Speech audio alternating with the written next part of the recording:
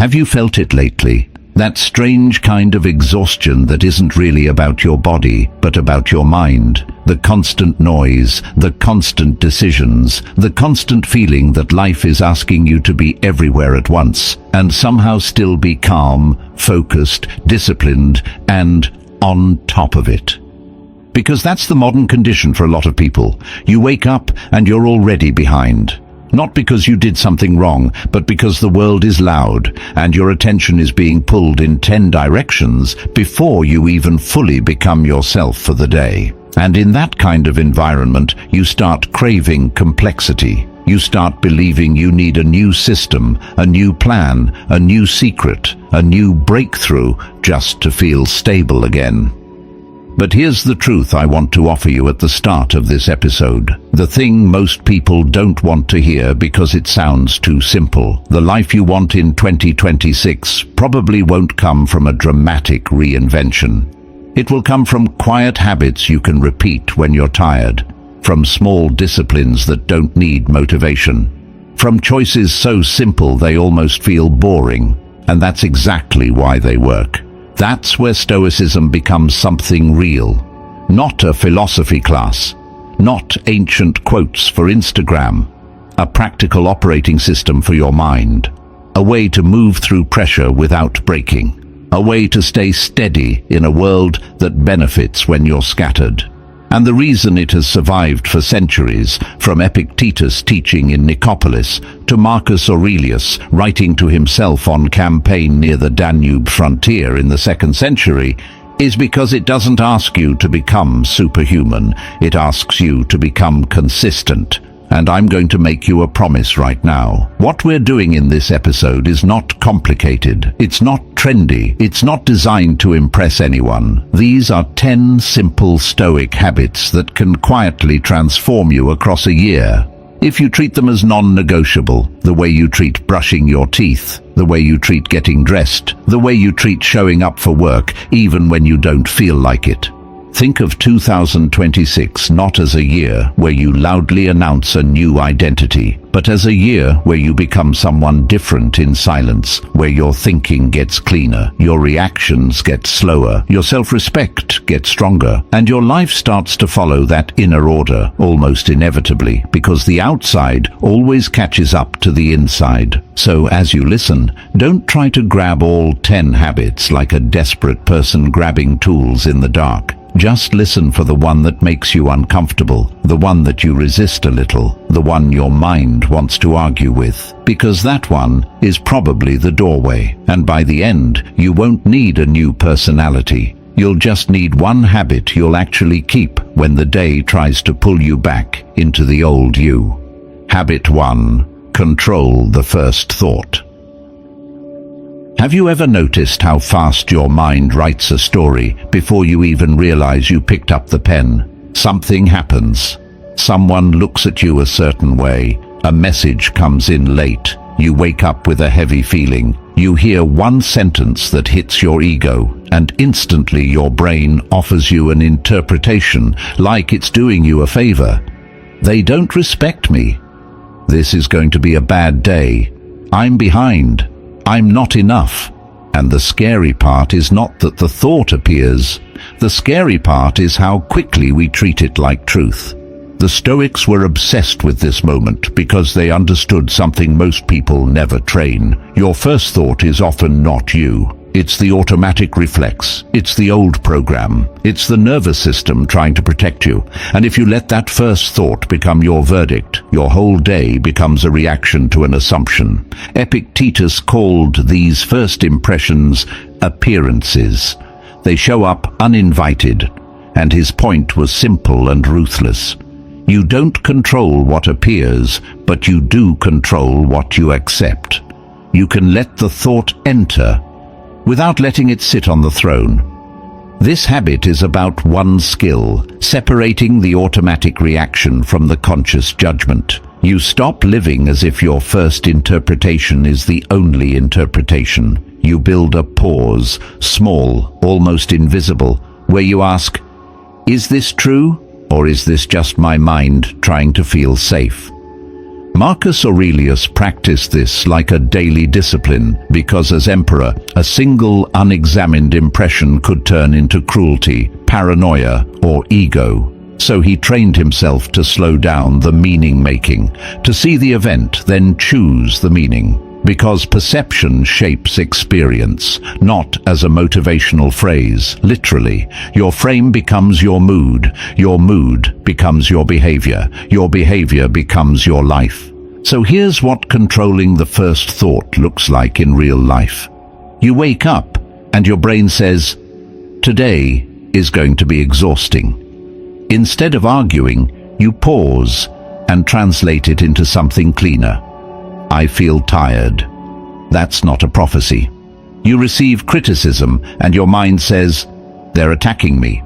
You pause and reframe. "This is feedback. I can keep my dignity while I listen." Someone doesn't reply and your mind says, "I'm not important." You pause and correct. "I don't know their situation.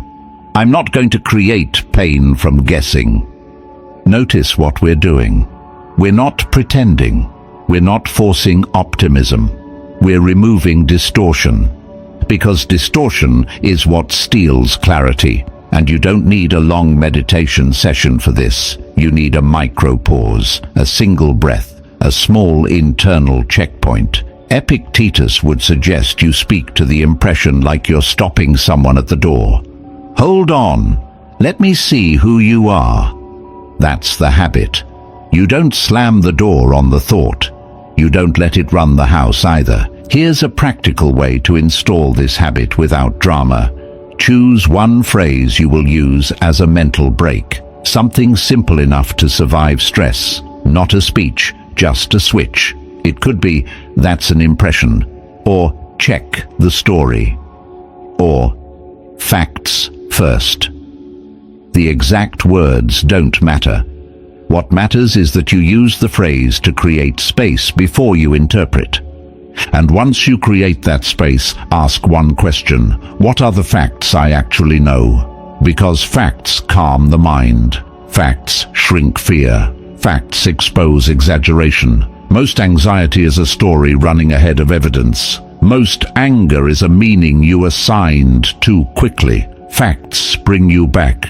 Then you choose your judgment. Not the first one, the best one, and this is where the transformation starts to feel real. Because when you control the first thought, you control the first domino. You stop giving your mornings away to mood. You stop handing your peace to other people's behavior. You stop letting old wounds write today's decisions. You begin to live from intention. And as soon as you do that, the next habit becomes almost obvious. Because once you stop letting the first thought run your day, you need something else to guide the day instead. Not a long to-do list, not chaotic urgency, but one clear intention that keeps you aligned even when the day gets messy. Habit 2. Start every day with one clear intention. Have you ever made it to the end of a day and felt busy, even exhausted, but also strangely empty, like you spent 12 hours moving and still didn't truly choose where your life went? That's what happens when your day is run by momentum instead of intention, because momentum will always find something to feed on. Messages, small fires, other people's urgency, your own anxiety, your own appetite for distraction. And when you don't give your mind a clear aim early, it will accept whatever aim the world hands it by default. This is why the Stoics treated the morning like sacred territory, not in a mystical way, but in a practical way, because the first hours decide the tone of your judgments, and your judgments decide the quality of your choices. Marcus Aurelius wrote to himself about the resistance we feel when we wake up, that tug to stay in comfort, and he answered it with something like a blunt reminder. You were made to do the work of a human being, not to hide from life under warm blankets. That isn't about hustle. It's about identity. It's about waking up and remembering who you are before the day tells you who to be. Now here's the part most people get wrong, and it's the reason they stay overwhelmed. They try to fix chaos with more complexity. They wake up, they open their notes app, they write a long to-do list, they stack goals on goals, they try to become a machine, and by noon they feel defeated because the list becomes a silent judge that follows them around, whispering, "You're behind." And then they start bargaining, they start chasing easy wins. They start doing small tasks to feel productive, even if those tasks don't move their life forward. Stoicism offers something far simpler, and that simplicity is the strength. One clear intention, not 10 priorities, not a life plan at 7 a.m. One intention that acts like a compass, one sentence that tells your mind, "This is what matters today," because when your mind knows what matters, it becomes harder to hijack. Epictetus had a line that captures this spirit. First decide what kind of person you want to be, and then do what that person would do. That's the architecture of intention. You're not waking up and asking, "What do I feel like?" You're waking up and choosing a direction, and the direction becomes your anchor when emotions shift later, because emotions will shift. And if your day depends on mood, you will live at the mercy of weather. So what does a clear intention actually look like? It's not vague. Be better doesn't help you when you're stressed. Have a good day doesn't guide action. A Stoic intention is concrete and value-based, and it fits inside one breath. It might be, "Today I practice patience," or "Today I do the hard thing first," or "Today I speak with honesty and restraint," or "Today I protect my focus," or "Today I act with dignity even if I'm tired." You're not trying to control the whole day. You're choosing the standard you want to live by inside the day. And here's the quiet genius. One intention doesn't narrow your life. It clarifies it. It gives you a filter. When a message comes in, you ask, "Does answering this right now support my intention?" When an impulse shows up, you ask, "Does this move me toward my intention?" When a person provokes you, you ask, "What does my intention ask of me here?" Suddenly you're not improvising your character in real time. You're practicing it.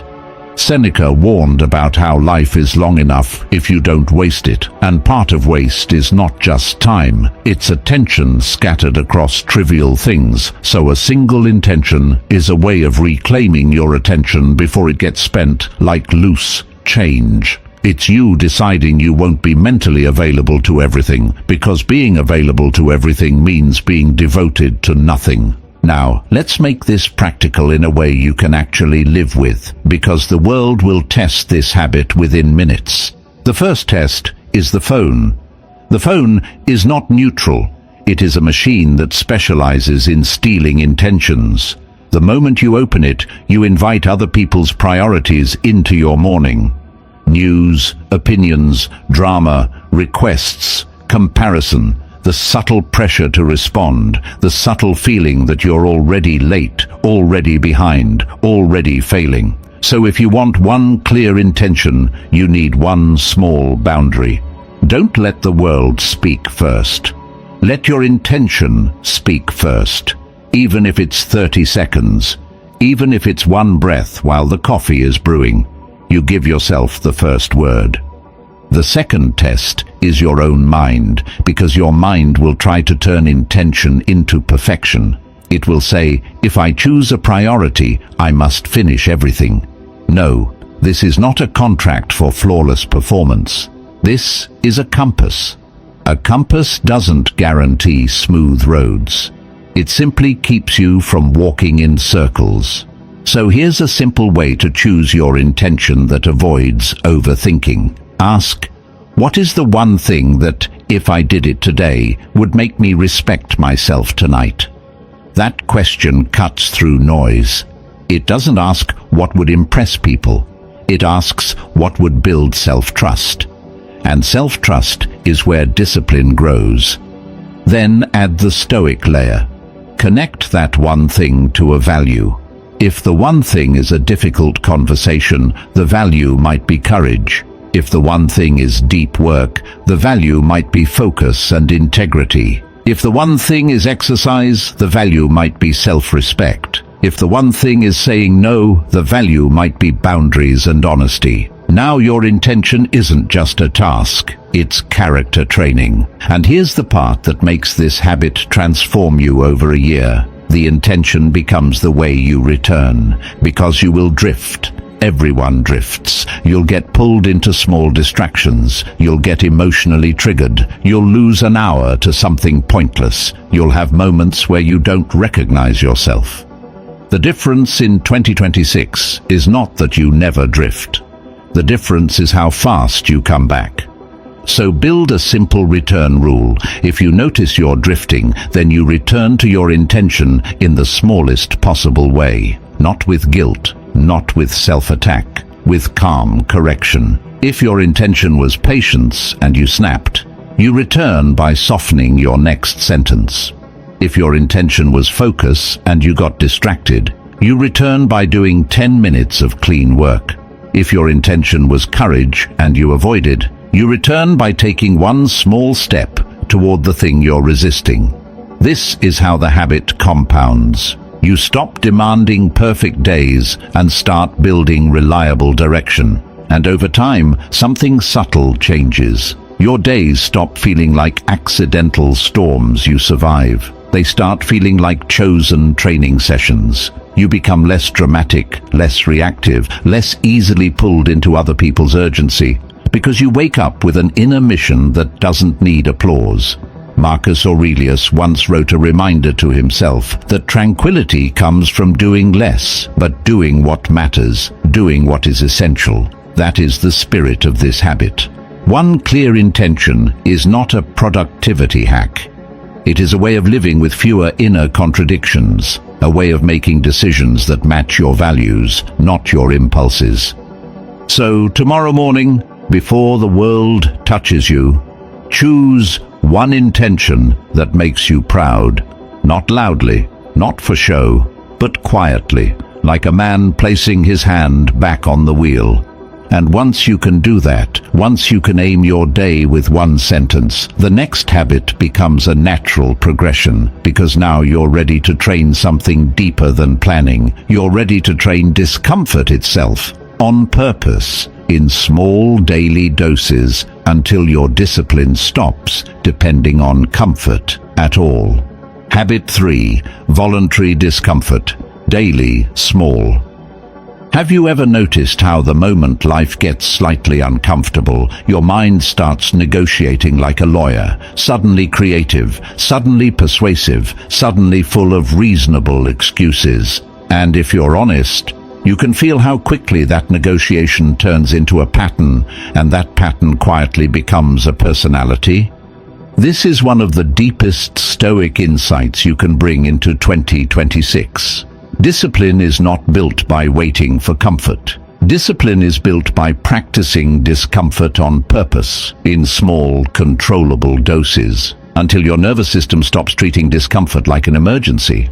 The Stoics didn't call it voluntary discomfort to sound tough. They practiced it because they understood the human mind is easily domesticated by ease. If you always obey comfort, comfort becomes your master.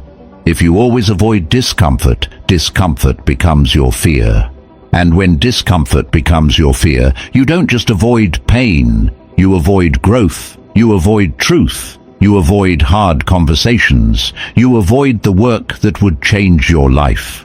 Epictetus was blunt about this. He taught that you don't become strong by reading about strength. You become strong by training your capacity to choose the right action, even when your body wants the easier one. That's the heart of Stoicism. Not suppressing emotion, but refusing to let impulse rule your decisions. It's the difference between being alive and being driven.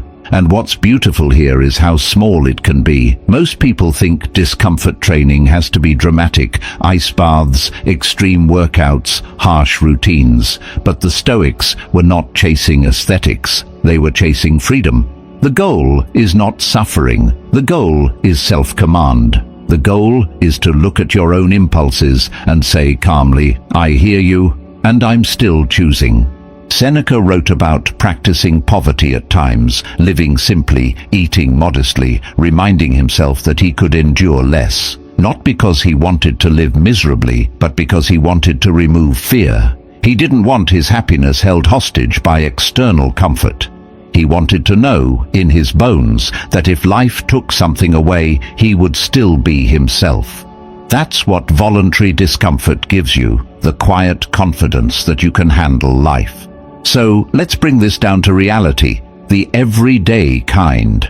The discomfort that actually changes you isn't heroic. It's the discomfort you usually avoid without thinking. It's getting out of bed when you said you would, even when your body argues. It's doing the first 10 minutes of work without checking messages. It's eating one simple meal instead of chasing dopamine. It's taking a walk when you'd rather disappear into the couch. It's making the call you've been postponing. It's telling the truth without dressing it up. It's staying silent when your ego wants to win. It's letting a text sit unanswered for a moment so you respond from intention, not from anxiety. It's stopping yourself mid-scroll and feeling the little ache of boredom instead of running from it. That boredom, people don't realize this, is one of the most powerful forms of voluntary discomfort in modern life. Because boredom is where your mind starts to show you what it's been avoiding. You sit in silence for even a minute and suddenly you feel restlessness, unease, old regrets, unresolved emotions, the rawness you've been numbing with noise. Most people call that, "I can't focus." But often it's simply, "I can't sit with myself yet." Voluntary discomfort trains that. It trains your ability to stay present without needing immediate relief. And this is where the habit becomes transformative over a year. You stop treating discomfort as a stop sign. You start treating it as a compass. Not always. Some discomfort is a warning, like pain that signals injury or a boundary being violated. But much of the discomfort you run from is simply the sensation of growth. It's your system adapting. It's your identity resisting change. So the practice is simple. Choose one mild discomfort daily and make it a ritual, the way you make coffee, the way you lock your door, the way you tie your shoes. You decide in advance what it will be, because if you decide in the moment, your mind will negotiate, and your negotiating mind is not interested in your transformation. Imagine waking up and already knowing, today I do one hard thing on purpose, and the hard thing is small enough that you will actually do it. This matters. If the discomfort is too big, you'll avoid it and reinforce failure. But if it's small and consistent, it becomes identity. It becomes, I am the kind of person who does what I said I would do. Marcus Aurelius lived with the kind of pressure that would make most people crumble, and you can feel in his writing how much he valued this ability to endure small frictions without complaint, to do what needed to be done without drama. He wasn't trying to be a stone, he was trying to be reliable. And reliability is built through daily resistance training against impulse. Now here's the psychological secret. Voluntary discomfort builds self-trust faster than almost anything else. Because every time you choose the uncomfortable action, you send your mind a message, I'm in charge. And every time you avoid, you send the opposite message, my impulses run me. You don't need to say those sentences consciously. Your nervous system learns them through repetition. That's why people who constantly avoid discomfort often feel anxious and uncertain. They've taught themselves through 1,000 small choices that they can't be trusted under pressure. And people who practice discomfort, even lightly, start to feel calm strength because they've taught themselves the opposite. This is also why voluntary discomfort changes decision-making. When you practice choosing discomfort, you stop fearing the consequences of decisions as much. You're no longer obsessed with certainty. You're no longer trying to guarantee comfort. You're willing to act. And once you're willing to act, clarity increases, because clarity is not the absence of risk. It's the presence of courage. So what should the daily discomfort be? Pick something that targets your biggest weakness, but keep it humane. If your weakness is distraction, the discomfort is silence. 10 minutes of focused work before any input. If your weakness is avoidance, the discomfort is directness. One honest message you've been postponing. If your weakness is indulgence, the discomfort is restraint. A simple meal, a delayed craving, a walk instead of a dopamine hit. If your weakness is ego, the discomfort is humility. Listening fully without interrupting. Letting someone else be right without defending. If your weakness is emotional reactivity, the discomfort is the pause, feeling the heat of anger and not feeding it with words. And there's an if, then, that makes this habit almost automatic. If you feel resistance, then you reduce the task until it's doable, and you do it immediately. Resistance is the moment your identity is being negotiated. Don't debate it for 20 minutes. Shrink it and act. If you can't do 30 minutes, do 5. If you can't write a page, write 2 sentences. If you can't work out, walk for 10 minutes. You're not training outcomes. You're training obedience to your chosen standard. And there's another layer that matters. You practice discomfort without hatred. Some people take discipline and turn it into self-violence. That's not Stoicism. That's insecurity wearing armor. Stoicism is firm, but not cruel. Voluntary discomfort is not about proving you're tough. It's about proving you're free. It's about becoming someone who can keep their word without needing perfect feelings. So you do it with calmness. You do it with a steady breath. You do it as an act of respect for your future self. You do it as a small daily ritual of self-governance. And when you live like this for a while, you start noticing something quiet and powerful. Your fears shrink. Not because life gets easier, but because your relationship with difficulty changes. You stop treating difficulty as an enemy. You treat it as training. You stop fearing the discomfort of starting. You stop fearing the discomfort of saying no. You stop fearing the discomfort of being misunderstood. And suddenly, the decisions you use to delay become cleaner. And here's the natural transition, because this habit creates a new problem, in a good way. Once you're willing to face discomfort, you start seeing how much of your discomfort was created by noise, by constant input, by too many opinions, too many feeds, too many voices in your head that aren't even yours. So the next habit is about reducing input to increase clarity, because a disciplined mind still needs clean space to think. And in 2026, silence might be your most strategic advantage. Habit 4. Reduce input to increase clarity. Have you ever tried to make a big decision while your mind was already full, like you were trying to see through a fog you kept creating every hour, and you could feel the truth somewhere underneath, but you couldn't reach it because there were too many voices talking at once? That's not a character flaw, that's an input problem. In 2026, most people aren't lacking intelligence. They're drowning in information, news, opinions, podcasts, posts, arguments, productivity hacks, hot takes, endless advice, so much help that the mind becomes noisy. And a noisy mind can't think clearly. It can only react. It can only chase the next stimulus. It can only oscillate between anxiety and numbness. Stoicism offers a radical correction that sounds almost too simple. Guard your attention like your life depends on it, because in a way, it does. Your attention is the gate to your mind, and whatever you feed your mind becomes the raw material of your thoughts, your emotions, your choices, and eventually your identity. Marcus Aurelius understood this long before modern distractions existed. He wrote about keeping the mind free from unnecessary disturbance, about not letting your inner space become a marketplace where anyone can shout and sell you fear. He was an emperor surrounded by noise, political noise, social noise, military noise, and still his practice was to return to stillness, to simplicity, to the essential. He didn't do that because he was fragile. He did it because he knew the cost of mental clutter.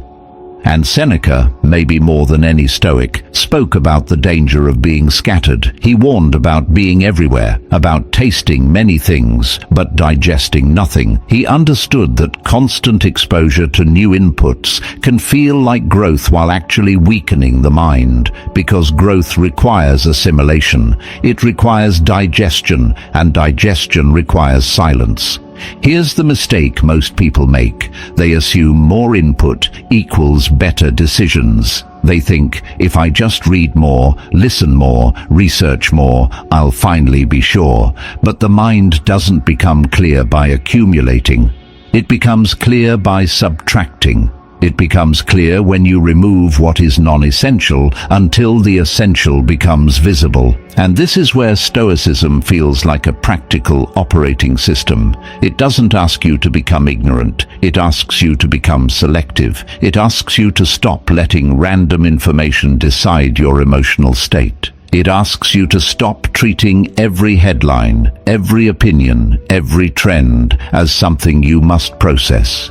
Because every input has a cost. Every input occupies mental bandwidth. Every input shapes mood. Every input creates a frame. Every input introduces a new comparison, a new fear, a new desire, a new urgency. And if you don't choose your inputs, you will wake up and spend the day reacting to other people's priorities.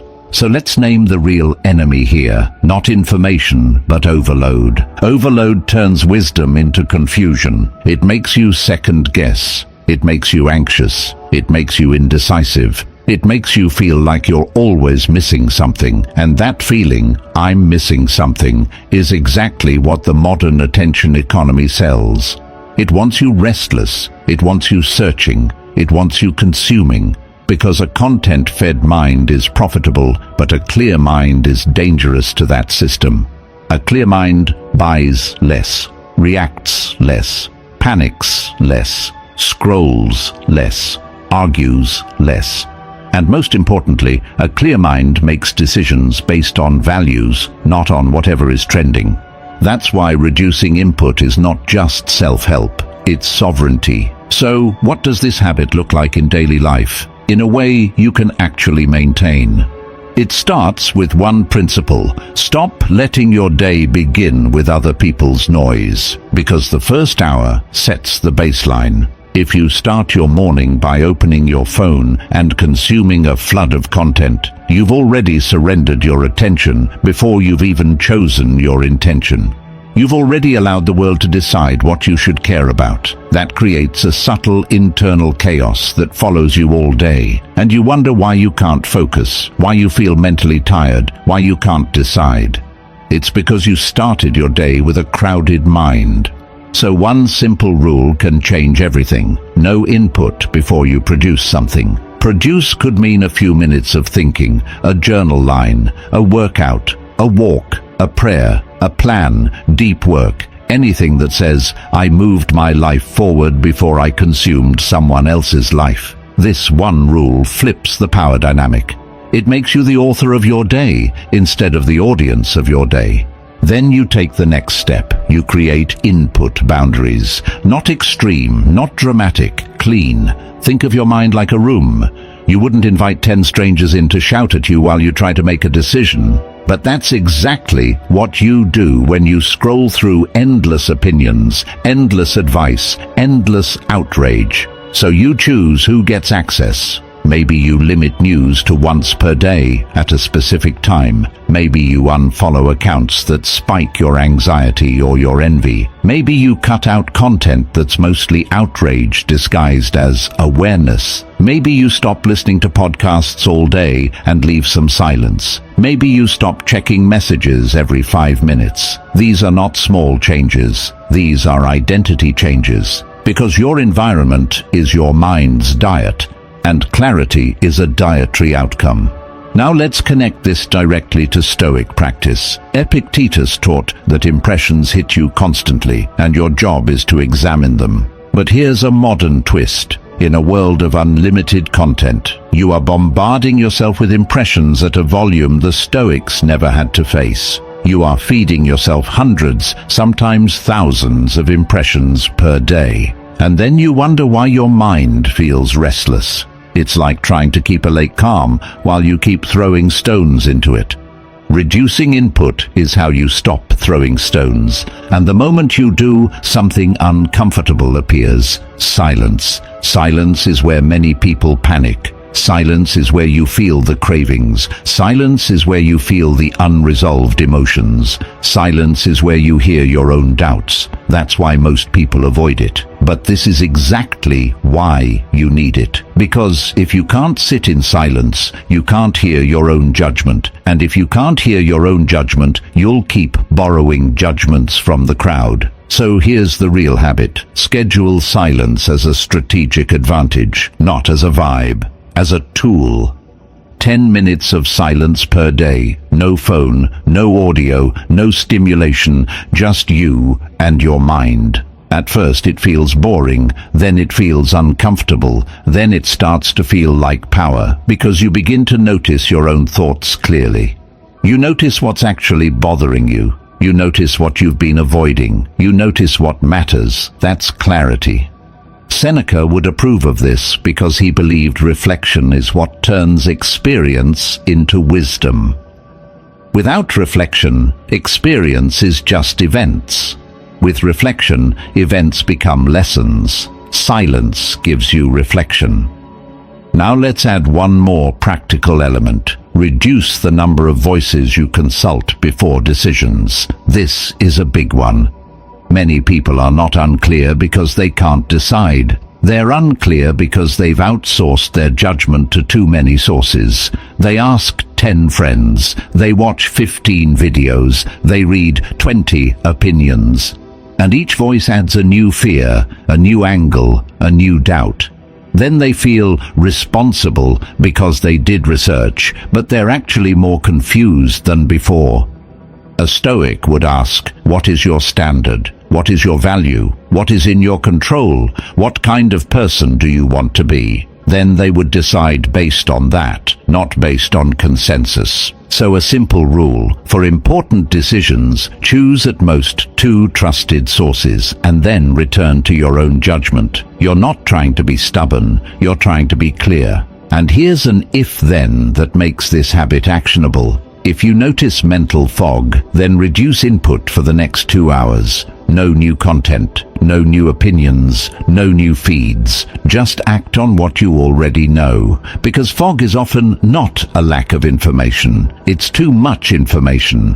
When you do this consistently, something changes in your personality. You become calmer, less reactive, harder to manipulate, more decisive, more present. You stop chasing the feeling of certainty that comes from endless research, and you start building the kind of certainty that comes from inner standards. And then you'll notice you speak differently too. You'll stop filling every silence. You'll stop needing to comment on everything. You'll start observing more, listening more, choosing words more carefully, which is exactly where the next habit takes us. Speak less. Observe more, because clarity is not just what you think, it's also what you do with your mouth, your ego, and your need to be seen. Habit 5. Speak less. Observe more. Have you ever walked away from a conversation and felt that little sting of regret? Not because you said something evil, but because you said too much, too fast, too emotionally, like you were trying to protect your image in real time. And the more you talked, the less control you had. Most people don't realize how much mental fog is created by the mouth, by the need to explain, to defend, to impress, to fill silence, to prove you're right, to prove you belong. And in a world that rewards constant commentary, restraint starts to look like weakness, until you realize restraint is one of the clearest signs of inner strength.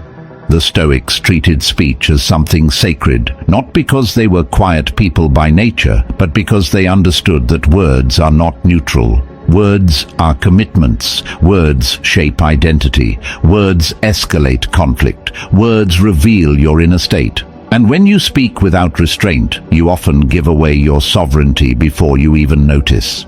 Epictetus had a simple idea that cuts deep. You don't have to respond to every impression. You don't have to react to every provocation. You can let the moment pass through you without turning it into drama. And that principle doesn't only apply to thoughts, it applies to speech. The urge to speak is often just an impression, a pressure rising in the body, trying to push you into a reaction. If you can train yourself to pause before you speak, you can train yourself to stay clear under pressure. Marcus Aurelius lived in an environment where every word could have consequences. One careless sentence could create political enemies, cause fear, or make decisions harder. So he trained calmness, not just in emotion, but in expression. He would remind himself not to be dragged into useless conflict, not to waste energy on noise, not to become the kind of person who needs to win the moment. That's the heart of this habit. You stop using conversation to win, and you start using conversation to see. Because the moment you speak less, you start noticing more. You notice tone. You notice what people avoid. You notice when their words and actions don't match. You notice patterns. You notice when you're being manipulated by guilt or urgency. You notice the subtle game underneath the surface conversation. And most importantly, you notice yourself, your triggers, your defensiveness, your hunger for validation. Speaking less is not just social strategy, it's self-knowledge. Now let's be honest, the reason many people talk too much is fear. Fear of silence, fear of being misunderstood, fear of seeming weak, fear of not being liked, fear of not being included, fear of losing control. So they over-explain. They justify decisions that don't need justification. They narrate their intentions, hoping it will protect them from criticism. They try to soften boundaries with extra words. They send long messages to people who never deserved an explanation in the first place. And it rarely works. Over-explaining doesn't earn respect. It often signals uncertainty. Seneca wrote that we often harm ourselves by speaking before thinking, by letting emotion lead the tongue, and by chasing approval through words. He understood that your dignity doesn't need to be proven, it needs to be protected. And one of the simplest ways to protect dignity is to reduce unnecessary speech. So what does speak less mean practically? It does not mean being cold. It does not mean being silent all the time. It means you remove the extra. You remove the defensive speeches. You remove the needless justification. You remove the emotional venting that turns into regret. You remove the habit of responding instantly. You remove the impulse to comment on everything. And when you remove the extra, you become sharper. Here's a simple way to practice this habit in real life. Let your first response be slower than your first emotion. If you're angry, you don't respond at the speed of anger. If you're excited, you don't promise at the speed of excitement. If you're offended, you don't attack at the speed of offense. You create a tiny delay, even a few seconds. That delay is where sovereignty lives. And in that delay, you ask one question: what is the purpose of my words right now? This is a Stoic question because it forces intention. Are you speaking to clarify, to solve, to support, to understand? Or are you speaking to punish, to prove, to impress, to defend your ego?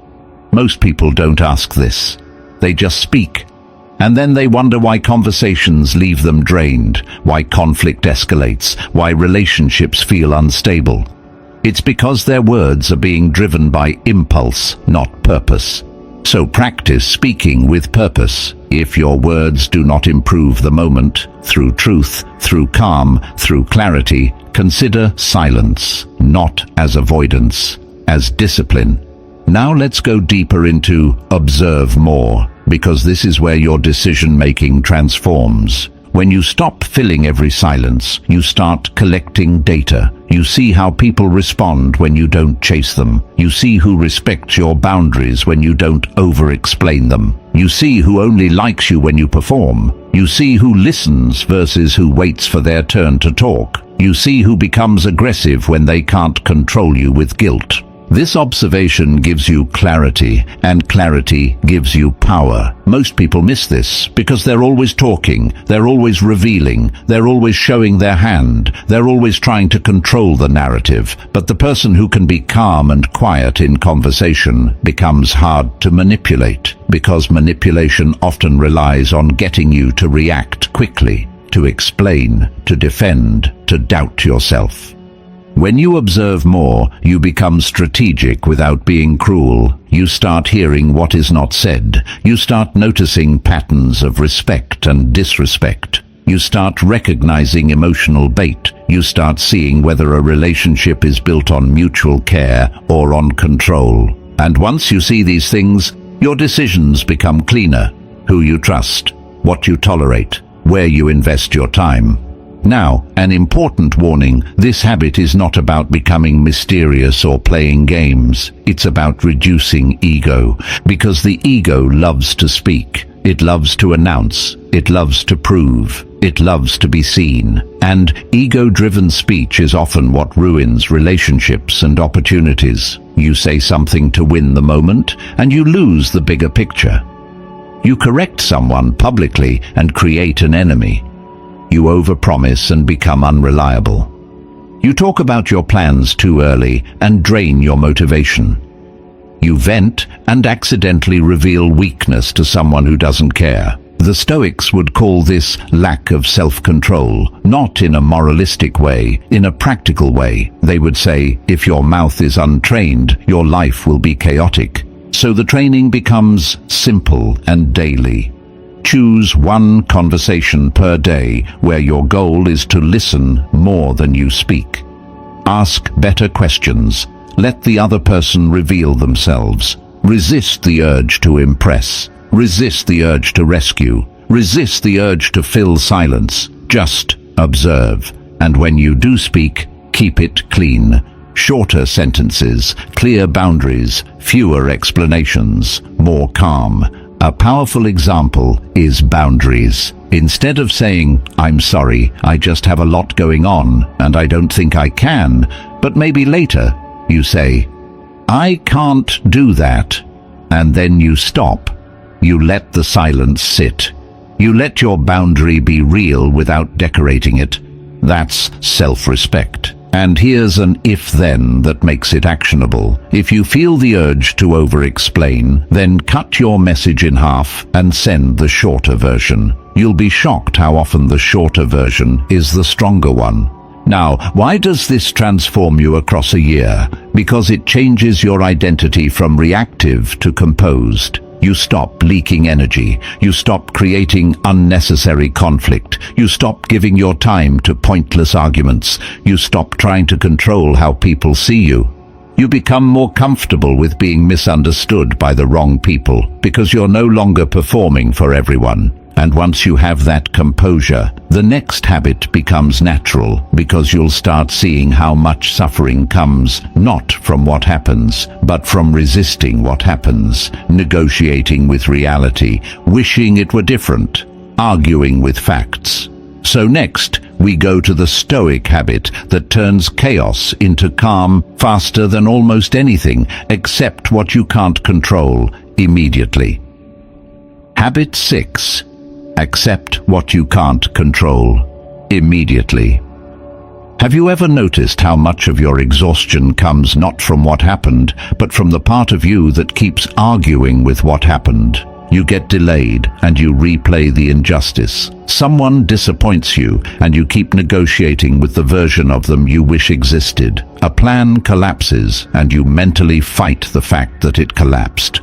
You lose something and a part of you keeps saying, "This shouldn't be happening." And that sentence, "this shouldn't be happening," sounds innocent, but it quietly drains your life because it turns reality into an enemy you're trying to defeat with thoughts. Stoicism calls this the refusal of what is. And the Stoic move is sharp and immediate. Accept what you can't control as soon as you can see it. Not because you like it, not because it's fair, not because you're pretending it doesn't hurt, but because resisting reality is the fastest way to waste your energy and lose clarity. Epictetus built his entire philosophy around one core distinction. Some things are up to you and some things are not. Your opinions, your choices, your effort, your character, that's yours. Other people's reactions, the past, outcomes, timing, luck, weather, the way the world behaves, that's not yours. And he was not gentle about what happens when you confuse these categories. When you try to control what you can't, you become anxious, resentful, manipulative, exhausted. When you refuse to control what you can, you become lazy, drifting, bitter. So acceptance is not weakness. Acceptance is correct classification. It's your mind saying, "This is outside my command. Therefore I will stop wasting my strength on it, and I will redirect my strength to what is mine." Marcus Aurelius practiced this constantly because as emperor he had more power than almost anyone on earth, and still he couldn't control the most important things: plague, war, betrayal, illness, death, public opinion.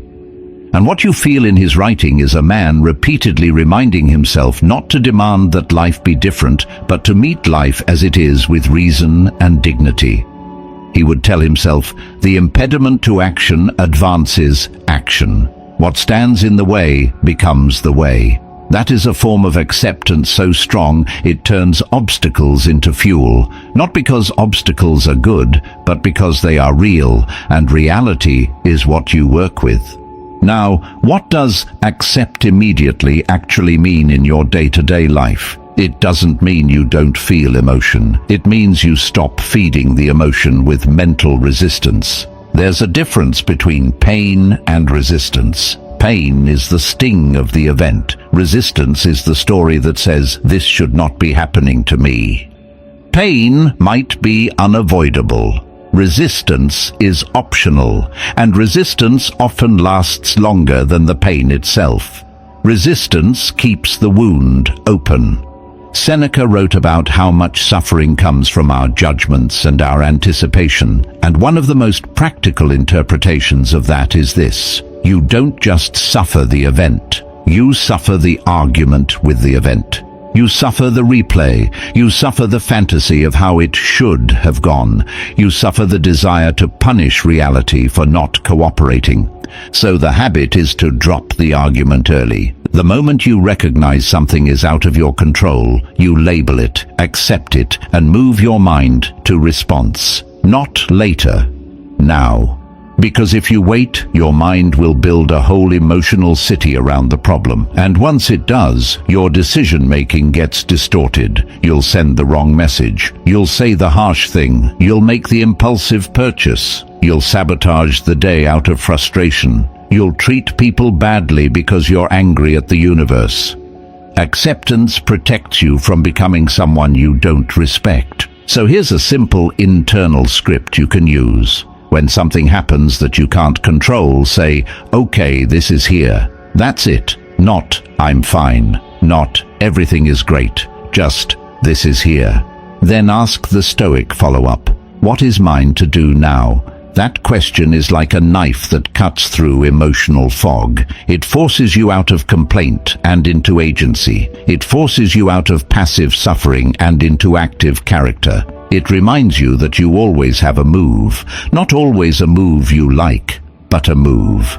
And that's the real reason acceptance creates calm. It restores movement. People feel trapped when they're resisting reality because resistance produces no progress. It's just friction. Acceptance restores motion because once you stop arguing with what is, you can work with what is. Now, you might be thinking, but if I accept, won't I become passive? Won't I tolerate injustice? Won't I let people walk over me? No, that's a misunderstanding. Acceptance is not approval. Acceptance is acknowledgement. It's recognizing the fact of what is true so you can respond wisely. If someone treats you badly, acceptance doesn't mean you stay. Acceptance means you see them clearly. You stop hoping they'll suddenly become someone else, and you act accordingly. Set boundaries, leave, speak directly, stop investing. In fact, acceptance often makes you more decisive because you stop bargaining with fantasies. So in relationships, acceptance is powerful. It looks like this. You stop trying to extract empathy from someone who has consistently shown you they don't have it. You stop pleading for consistency from someone who thrives on chaos. You stop explaining your boundaries to someone who benefits from violating them. You stop hoping that love will fix patterns. You accept what they are showing you, and then you choose your response with self-respect. That is Stoic strength. In work and goals, acceptance looks like refusing to waste energy on what you can't change, market conditions, delays, other people's moods. You accept constraints. Then you focus on effort and strategy. That's why Stoicism is so compatible with excellence. It doesn't ask you to lower standards. It asks you to lower emotional waste. Now, let's talk about the hardest place to practice this, the past. The past is the ultimate uncontrollable, and many people spend their lives mentally trying to renegotiate it. If only I should have. Why did I? This is poison to clarity because it keeps your mind living in an imaginary courtroom where the verdict never ends. The Stoic move is to accept the past as facts, then use it as instruction. Regret can either become punishment or wisdom. Acceptance turns it into wisdom. So a practical way to do this is, when you catch yourself replaying the past, ask, what is the lesson and what is the next action? Take the lesson. Leave the self-attack. Move forward. That is acceptance in motion. And here's the if-then that makes this habit usable on a bad day. If you catch yourself complaining internally about something you can't control, then immediately name one thing you can control and do it. It could be as small as taking one breath, drinking water, sending one message, doing one task, stepping outside for 2 minutes. The point isn't the action itself. The point is shifting your mind back into agency. Because agency is the antidote to helplessness. Over time, this habit transforms you in a way that people can feel. You become less dramatic, less reactive, harder to shake. You stop making every inconvenience personal. You stop wasting your strength on fights you can't win. You start moving through life with a kind of calm authority, because you're no longer emotionally negotiating with reality. And once you have that acceptance, something else becomes clear. Your life will only become as strong as your ability to keep promises to yourself. Because acceptance gives you peace, but promises give you power. The next habit is about that internal contract. The small promises, the daily ones, the ones nobody sees. Because self-respect is built there first, and everything else follows. Habit 7. Keep promises to yourself, especially small ones. Have you ever said you were going to change, really meant it, and then watched yourself break that promise again and felt that quiet disappointment that doesn't show up as tears or drama, but as something heavier? Like you lost a little respect for your own word. That feeling matters more than most people realize, because confidence isn't just a personality trait. It's evidence, and the strongest evidence you can have is this simple thing. When you say you'll do something, you do it. Not for applause, not to prove anything to the world, to prove something to yourself. This is where Stoicism becomes very practical. The Stoics didn't chase motivation. They trained reliability. They understood that the mind becomes stable when it can trust its own commitments. And when the mind can trust itself, decisions become clean, because you stop bargaining with your own standards. Epictetus would say that freedom is found in what is up to you, your choices, your actions, your judgments. Keeping promises to yourself is a direct act of owning what is up to you. It's you saying, I will not be ruled by impulse. I will be ruled by my chosen principles. That's not self-help, that's sovereignty. And Marcus Aurelius, again writing privately to himself, kept returning to the same theme. Do the work in front of you. Live according to your nature as a rational being. Don't drift, don't complain, don't betray your own standards. When you read him, you can feel that he's not trying to feel inspired. He's trying to become someone he can rely on when life gets hard. Because life will get hard. And in hard seasons, the only thing that saves you is character. Promises to yourself are the bricks of character. Now, let's be honest about why people struggle with this habit. It's not because they're lazy, it's because they make promises that are too big, too vague, too emotional, and then they break them, and each break becomes a small wound. I'll wake up at 5 a.m. every day. I'll never eat junk again. I'll fix my whole life this month. Those promises sound powerful in the moment, especially when you're frustrated, but they're not built for real life. They're built for fantasy. The Stoic way is different. Smaller promises kept consistently, because a small promise kept is worth more than a big promise broken. Seneca talked about the danger of trying to change everything at once, and the subtle waste that comes from dramatic resolutions that don't survive ordinary stress. The mind loves the feeling of a fresh start. But the body lives in habits, and habits are built by repetition, not excitement. So the habit here is not be intense, it's be trustworthy. And there's something deeply healing about that, because many people live with an internal split. They want one life, but they behave like another person. They have standards in their mind, but their actions don't match. That mismatch creates anxiety. It creates shame. It creates confusion. It creates the sense that you don't know who you are, because who you are is always changing based on mood. Keeping promises to yourself closes that split. It aligns you. It makes you feel whole. So what does a small promise look like? It's a promise you can keep even on a bad day. Not a perfect day, a bad day. A small promise might be, I will walk for 10 minutes. I will write 1 paragraph. I will do 5 push-ups. I will drink water before coffee. I will read 1 page. I will not check my phone for the first 30 minutes. I will go to bed at the same time tonight. I will do 1 difficult task before noon. I will tell the truth in 1 conversation.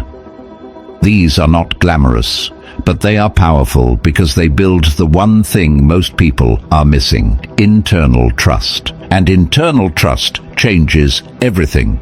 Because when you trust yourself, you stop needing constant external validation. You stop needing someone to rescue your motivation. You stop needing a perfect environment. You start moving with quiet confidence. Because your mind knows you won't abandon yourself at the first moment of discomfort. Here's a key Stoic insight that makes this habit sharper. The world learns how to treat you based on how you treat yourself. If you break promises to yourself, you train yourself to believe you don't deserve consistency. You train yourself to accept broken standards, and that leaks into everything: relationships, work, health, boundaries. But when you keep promises to yourself, you start carrying yourself differently. You speak differently. You say no more easily. You tolerate less nonsense. You respect your own time. You become harder to manipulate, because manipulation often works by pulling you off your standards. So how do you actually build this habit in 2026 without turning it into another thing you fail at? You follow a Stoic rule. Choose a promise that is small enough to be inevitable, not small enough to be easy, small enough to be doable. Then you attach it to a trigger you already have. This matters. Habits stick when they have a stable anchor. So you might say, after I brush my teeth, I stretch for 2 minutes. After I make coffee, I write one sentence. After I shut down work, I walk for 10 minutes. Before I open social media, I do one hard task. You're not relying on inspiration, you're building a system. Marcus Aurelius would respect this because he believed in doing what is necessary in the moment, not what feels good. But he also understood the power of repetition. Your life is the sum of what you do repeatedly, not what you intend occasionally. Now, let's talk about the emotional part, because this is where people fall apart. Missing a day. Most people treat a missed day like proof they're doomed. They collapse into shame. They say, "See, I'm not disciplined." Then they abandon the habit entirely. That